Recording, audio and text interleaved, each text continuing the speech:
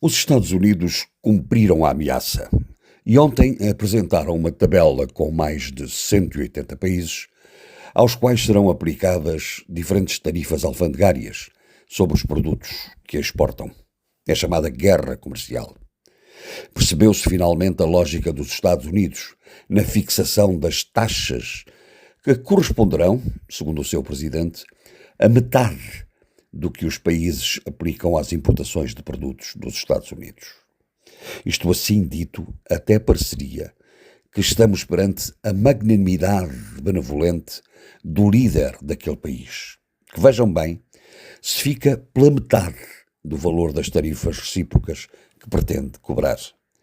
Uma mera aparência, inspirada em algum algoritmo, construído sem qualquer rigor e fundamento, e que estará longe de traduzir a realidade das relações de comércio na economia internacional.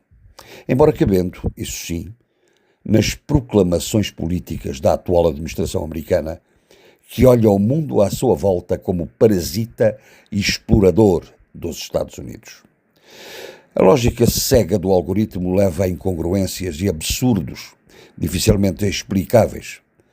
E a própria lista de países sujeitos a novas tarifas reforça a inconsistência e evidencia a irracionalidade. Como têm notado, de forma praticamente unânime, os académicos e investigadores. Paul Krugman, Prémio Nobel de Economia, é um deles.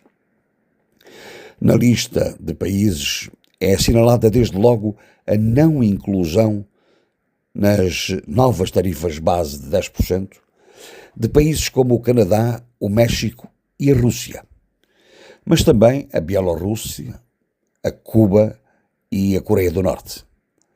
Washington justifica com a existência de acordos comerciais específicos com os seus vizinhos do Norte e do Sul e com o facto de os outros serem alvos de sanções e desse modo estarem impedidos de exportar para os Estados Unidos.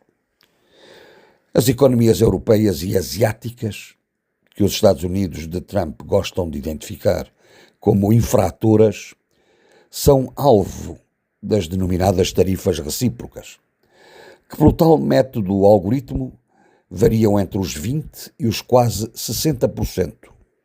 China, Vietnã e Camboja, por exemplo, entre os 42% e os 60%. A inconsistência do regime de tarifas anunciado por Trump conduz a situações absolutamente extraordinárias, caricaturalmente enunciadas por diversos órgãos de comunicação e especialistas no setor. Por exemplo, a integração nas listas de pequenos arquipélagos com muito pouca população ou quase inabitados, ou ainda territórios ultramarinos de alguns países sem qualquer atividade económica.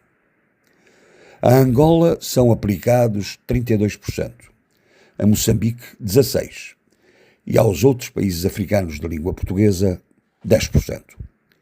Mas o que é que justifica que o Lesoto, por exemplo, seja o segundo país mais taxado com 50%, a par de um quase desconhecido território insular perto da Terra Nova e ainda sob a administração francesa, São Pedro e Miquelão?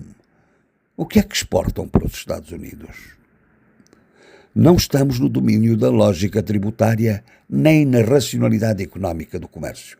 Estamos no processo de demolição da globalização económica por efeito da ação do seu maior impulsionador e beneficiário e no caminho da substituição da regulação justa das relações comerciais, submetendo-os aos objetivos de dominação política conduzida por uma nova elite conservadora e oligárquica nos Estados Unidos.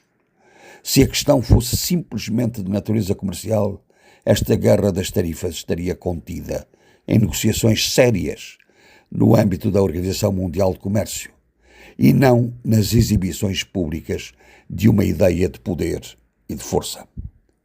Nada ficará como antes, a manter-se a decisão dos Estados Unidos.